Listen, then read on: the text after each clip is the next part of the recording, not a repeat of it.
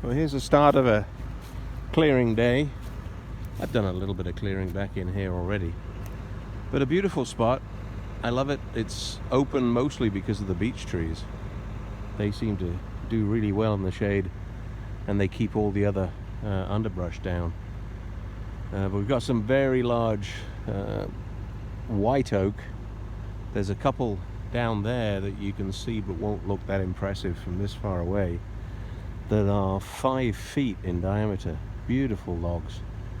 One of them is dead, so I'll be fetching that down another day.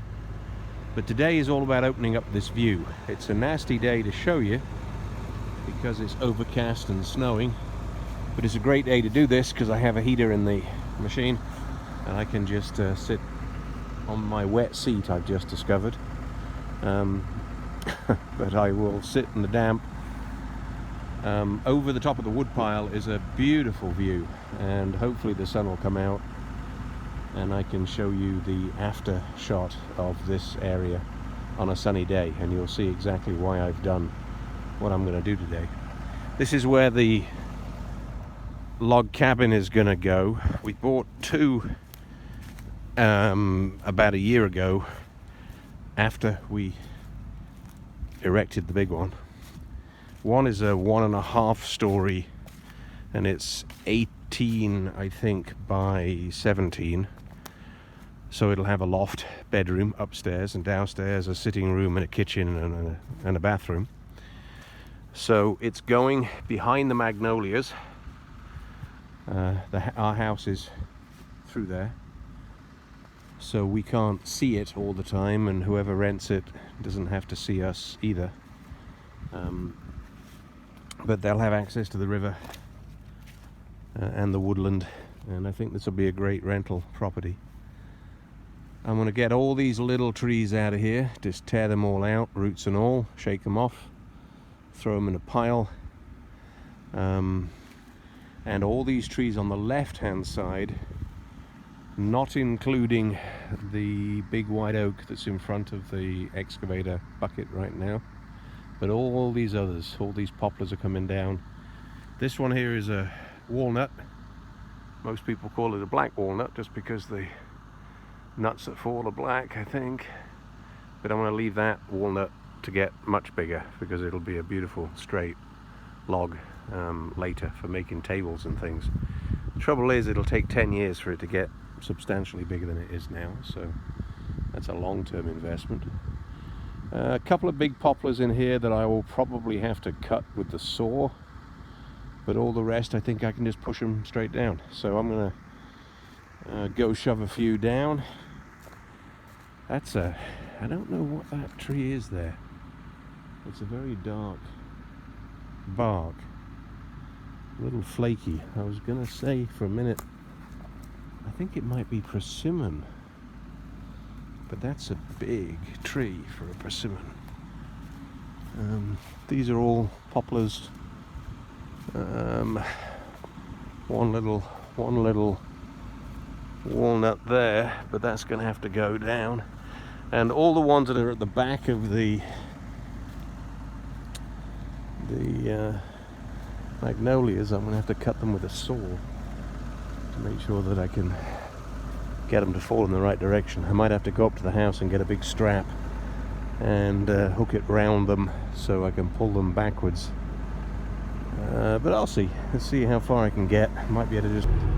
Alright, so there we go. That's what should happen.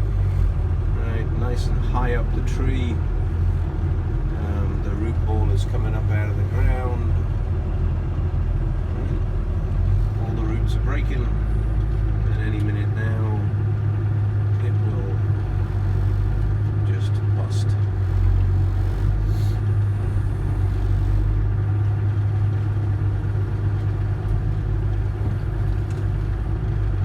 So a fairly big tree. I'd say that's a 12-inch tree. It's no good for lumber. It's only a poplar anyway. There's one. Of course I've got hundreds. It'd be interesting to see if I can get this big one down.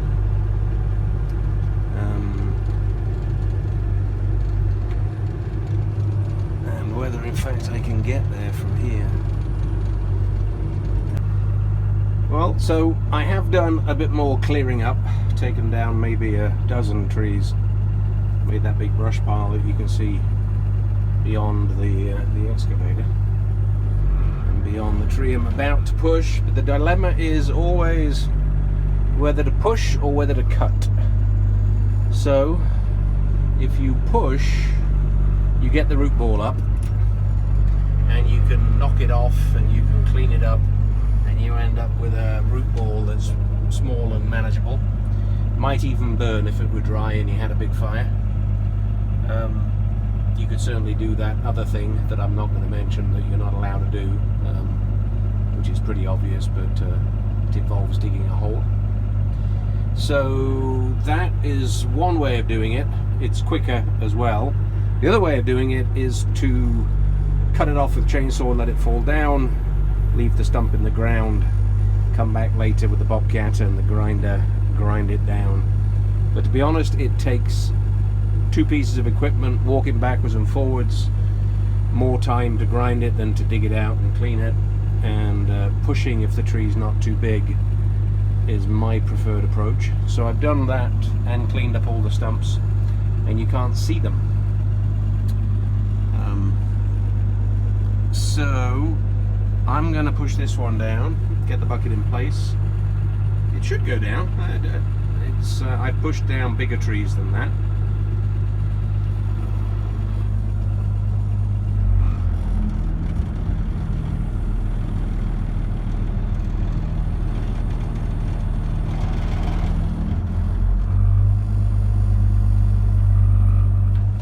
So the trick is, make sure you know where you want it to fall, make sure it's not going to wreck 1,000 things on the way down. Also make sure that as you push it at the top, it's not going to bring 1,000 things down on your head, which can happen. It's funny I mentioned that. I wonder how I know that can happen. But anyway, let's just see if it'll go. Don't see why not. Let's give it a shove. Hopefully the ground will move. If the ground moves, then I know I'm good. If the ground does not move, then I know I'm not so good. Alright, well that ain't moving. Yeah, it is. It's hardly. I might have to help it by digging the roots out this side, but usually a combination of wiggling and pushing. Push from a little higher up quite often helps. Push from maybe, I don't know, what are that, 25 feet in the air. Get some good mechanical advantage. Just lifting the machine off the ground. So that ain't gonna work.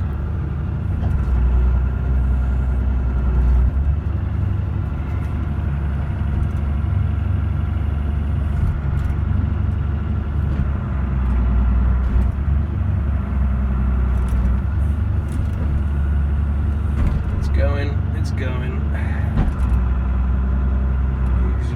Usually it's a combination of rotate. The rotate function has a lot more advantage than the boom or the dipper.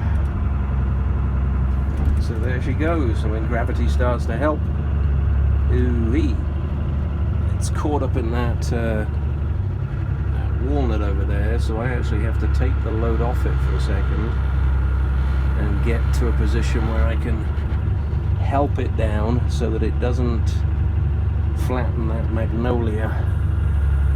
So I'm going to gain myself a couple of feet here, walk forwards, take up the space, get my teeth on it so I can direct it sideways as it starts to fall. I almost panicked then and dropped the phone. So I'm going to get that tooth on there and give it a shove down and a shove to the left and hope it does not annihilate. There you go. How about that? That's a fair old root ball.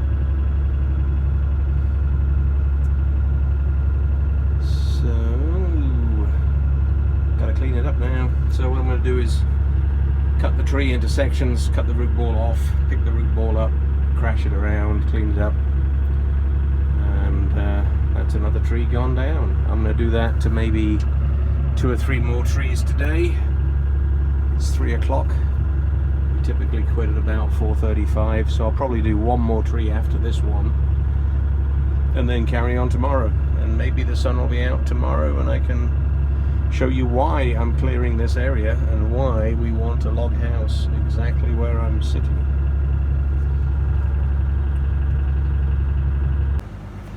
I've cleared and cleaned up those big trees that I pushed down.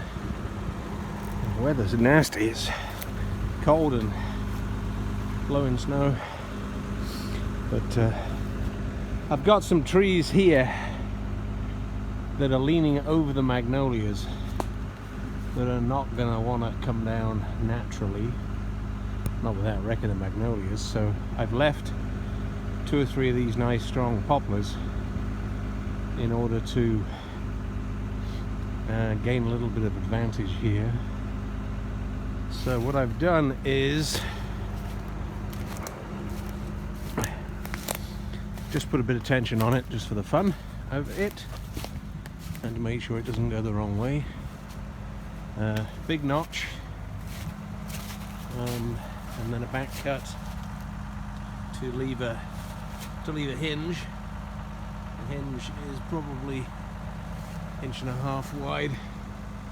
The problem I have is that I do not want to pull it straight towards the machine, but this has got to lean sideways on it as well,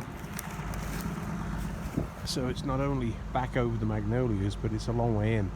So when I start pulling that thing, I think the hinge that I've orientated in this direction should keep it straight, and I should be able to tear it through those upper branches up there.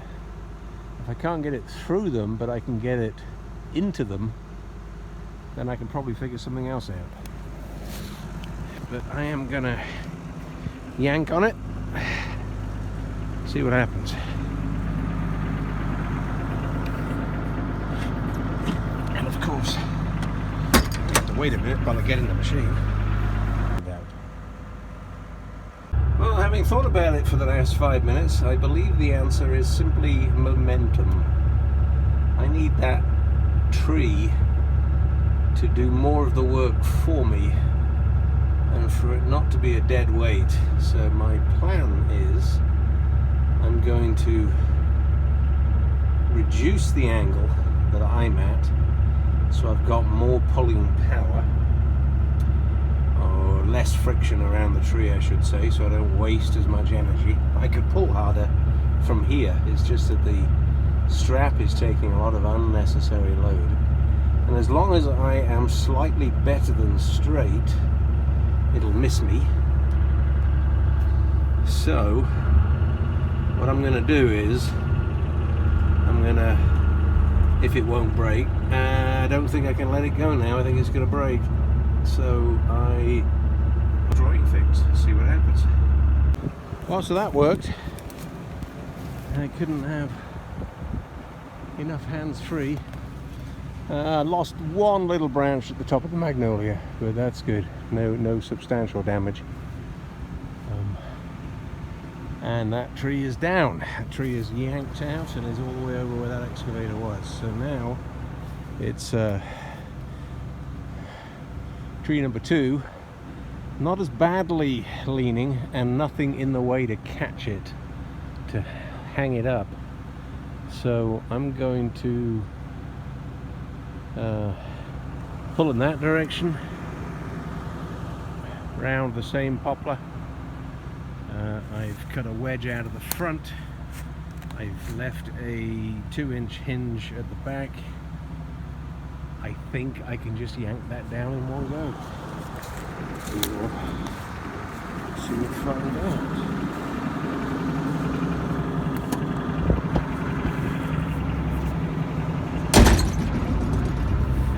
I'll just leave the door open. Alright.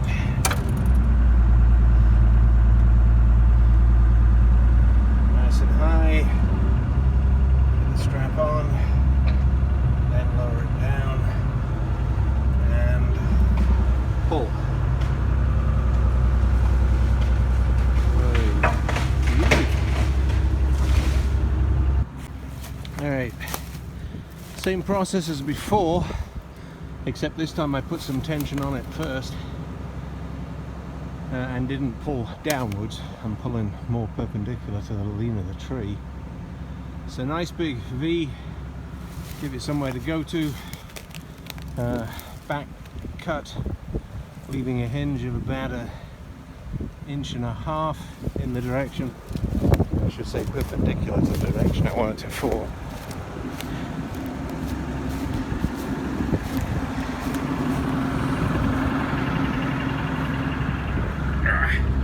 And let's see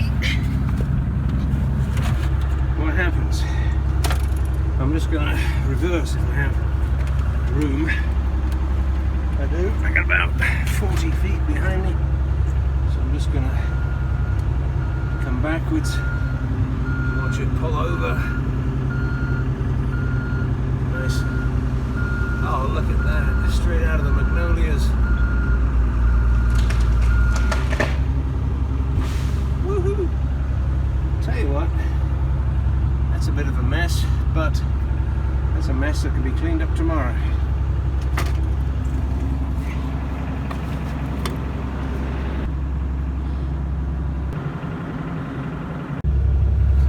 Another one going.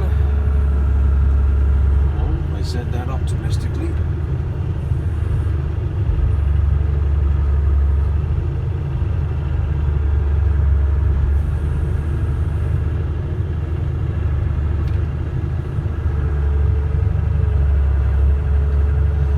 The trick is always to get them moving, and if they move, they'll go. But if they don't move, and it's like, holy mackerel.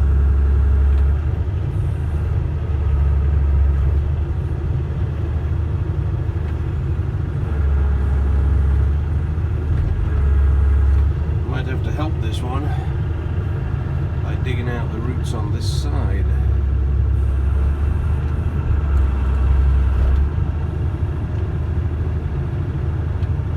Because it ain't going.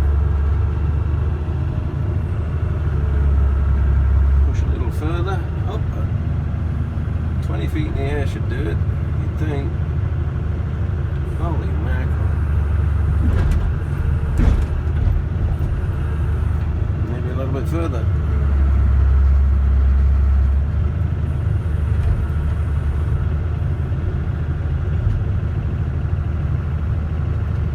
Just makes you realize the wind.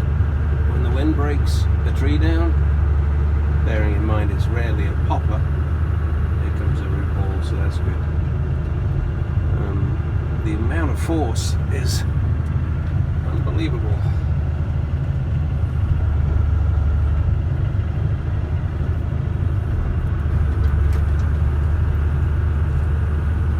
A little more bites the dust. That tree that it's hung up in is coming down too, but I can grab the ball from them over there and drag it out. Doesn't look like much snow here in the trees, but we got quite a bit last night. It was quite a surprise. Anyway, this one's bit the dust. I've got to drag the stump out of the ground, drag the tree over, cut it up, and move on to the next tree.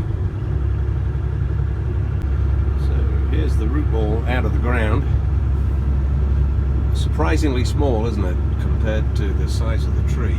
The tree is probably 16-inch diameter. Nice and straight, beautiful poplar. All poplars are straight. The wood is great. I love it. Hung up in that tree over there, but this machine it just picks the whole thing up. It's really quite surprising, and I should be able to rotate it out of that tree over there, and then it'll fall. Not kill me. Oh, maybe it would. So maybe I'll just go away from me a little bit. There you go. Nice, nice, nice. I'll cut it off there. I'll cut the root ball off, clean the root ball up. Get maybe 2 more logs, maybe even 3 logs. Get rid of that on the ever-growing fire pile at the end. Next candidate will be this one here. You can't see it. It's got a nasty lean on it, but I'll show you that in a minute. I'm going to cable that up. I'm going to cable the next one up. I'm going to use this poplar to do those two, I think. And then I'm going to take it down and then use the next poplar to do the next one, because all of these have grown with a crazy lean over the top of the magnolias. The endless fight for sunlight. But I'll hook it all up and then I'll record that. Is Dana come to see me? Is that a sandwich, Dana? Is that a bacon sandwich? Whoa. Quite a difference today compared to yesterday. So I have this cunning plan for this next tree, and it's already gone a little bit wrong in that it's sat back and pinched the blade of the chainsaw, so the chainsaw is stuck. But it'll come down and then the saw will just fall away, so it'll be good. Honey, honey, I know. They're leaning the wrong way. That one is, all the weight is towards the house. Yeah, the others will just drop. Yeah, except for the next one and the next one. Yeah. Anyway, so I'm just about to pull it down. So we grab the sandwich and give her a pull. To the left. Go that way.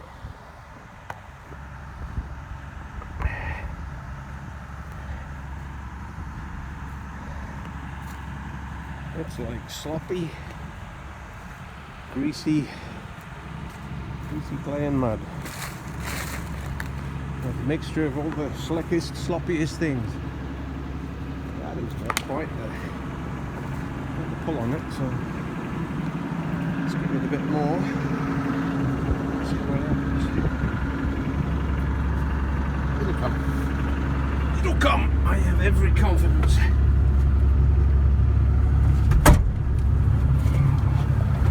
The saw's stuck, so get really better head coming.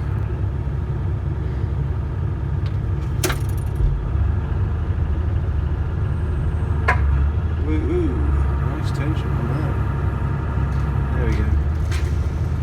Beautiful. Big mess. But, the saw is still good. Just clean all that up, I think.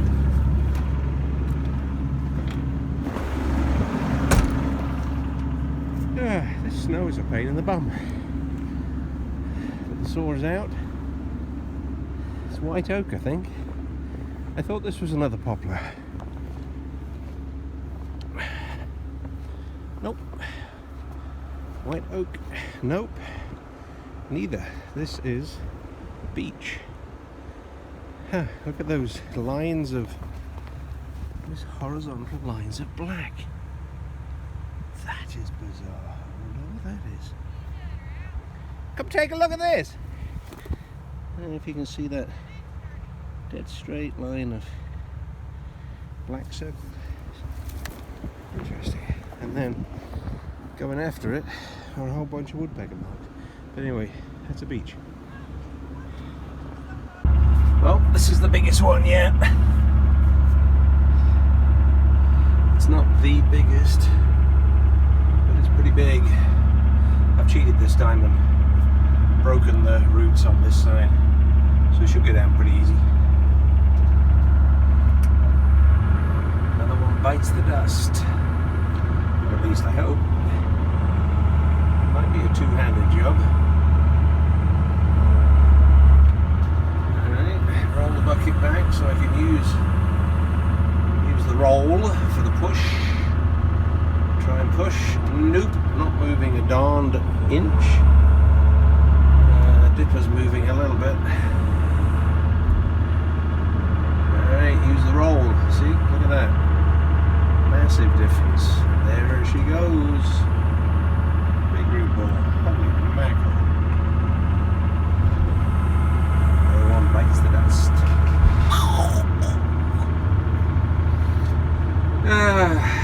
cut off the root ball, clean it up, section the tree, get rid of the crap, and do it all again. So, end of day 2 and end of the start of the clearing. I gotta grade it out, smooth it out, dig the hole, make a big mess again, build the foundation, backfill it, clean it up. Then it'll look like a place to build a log cabin. That's the brush pile, just the tops. Pretty much stuff that's smaller than maybe 8 inches for a burn pile. Cleared out some of the small trees here. Left this walnut, because we love walnuts. A nice big walnut. It's quite a size actually, quite good. And you're about to see exactly why we love this spot. So, clear all the way up to these magnolias that have been starved for daylight. They've actually done remarkably well, considering they've had no direct sun. There's some trees here on the right hand side that I'll take down another day when it's dried up, and when I fancy doing something like this again. It's a big mess, but that is why we love this spot. There's something about back here that make the mountains look even bigger. Clouds might clear the top, and I'm sure this is not the last video I'm going to shoot from here. There'll be 1,000, no doubt. Nice big pile of poplar, another pile of mixtures, maples, a couple of white oak, and then a big pile of crap wood at the back that I can't saw up. Quite a few stumps, and a few stumps that I did not dig up. Again, I left these because I didn't want to disturb the roots of the magnolias. They look nice and healthy. Beautiful. So Dana will fertilise them. They'll get some light. That's a big stump. That's going to be hard. I'll have to grind it with the bobcat and the grinder. But anyway, so there we go. End of day 2 of the clearing, and then I'll come out here with Dana and decide where the cabin's going to go. We might tuck it back up here where I'm standing so that we have a slightly different view. I don't know. We will see. Mountains look nice. Can't see the top. Too much cloud. But that is neat and tidy. Rather sloppy.